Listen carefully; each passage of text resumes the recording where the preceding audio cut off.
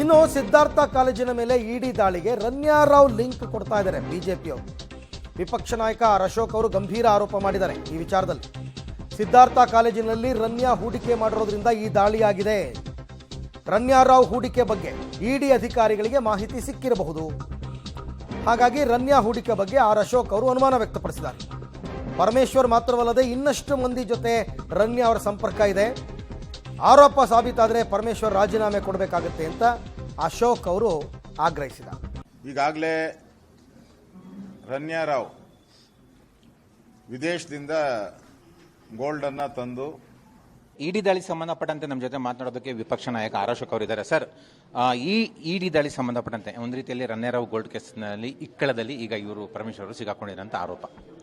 So ಇಡಿಯವರು unnecessary ಹೋಗಲ್ಲ.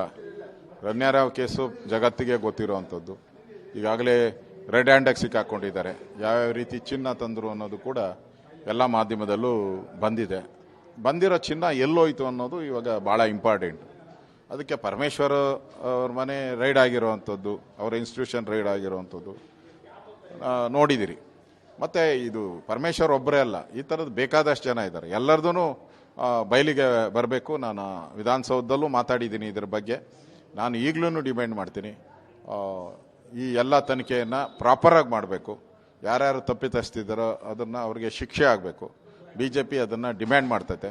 ಈಗ ಪರಮೇಶ್ವರ್ ಮನೆ ರೈಡ್ ಆಗಿದೆ, ಅದು ವರದಿ ಬಂದ ತಕ್ಷಣ ನಾವು ಏನು ಕ್ರಮ ಆಗಬೇಕು ಅನ್ನೋದು ಇನ್ನಷ್ಟು ಹೋರಾಟಗಳನ್ನು ಮಾಡ್ತೀವಿ. ಪ್ರಕರಣ ಇಡಿ CBI ತೆಗೆದಾಕ್ಬಿಡೋಣ. ಕಾಂಗ್ರೆಸ್ನವ್ರು ಮಾಡಿರೋದು ತೆಗೆದುಬಿಡೋಣ. ಒಂದು ದಯವಿಟ್ಟು ಯಾರಾದರೂ ಒಂದು ಇದು ಕೊಡಿ. ನಾನು ಪ್ರಧಾನಮಂತ್ರಿಗಳಿಗೆ ಬರೀತೀನಿ. ಅವ್ರ ಕೆಲಸ ಅವ್ರು ಮಾಡಬೇಕೋ ಬೇಡ. ಆಮೇಲೆ ಎಲ್ಲಿ ಮಿಸ್ಅಪ್ರೋಪ್ರಿಯೇಷನ್ಸ್ ಆಗಿರ್ತದೆ ಅದು ಅವ್ರ ಟಾರ್ಗೆಟ್ ಮಾಡ್ಕೊಳ್ತಾರೆ. ಅದು ಕಾಂಗ್ರೆಸ್ಸು BJP ಜನತಾದಳ ಅಲ್ಲ. ಅಲ್ಲೇನೂ ಸಿಕ್ಕಿಲ್ಲ ಅಂದ್ರೆ ಮುಗ್ದಾಯ್ತು. ಭಯ ಯಾಕೆ? ಯಾರಾದರೂ ಹೇಳಲಿ, ನಂದು ಸ್ವಲ್ಪ ಇದು ಮಾಡಲಿ, ರೇಡ್ ಮಾಡಲಿ ನಂದು.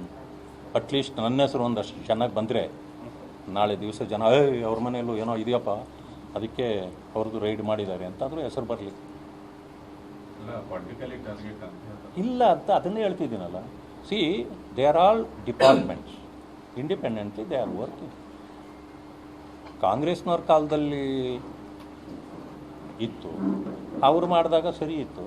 ಈಗ ಕಾಂಗ್ರೆಸ್ನವ್ರ ಟಾರ್ಗೆಟ್ ಅಂದರೆ ನಾನು ಹೆಂಗೆ ಹೇಳಲಿಲ್ಲ. It is not A target. ಅದರ ಜವಾಬ್ದಾರಿಯನ್ನು ಅದು ಮಾಡಬೇಕು. ಮಾಡಿಲ್ಲ ಅಂತಂದರೆ ಆ ಡಿಪಾರ್ಟ್ಮೆಂಟನ್ನೇ ಕಿತ್ತು ಬಿಸಾಕಬೇಕು. ಕೆಲಸ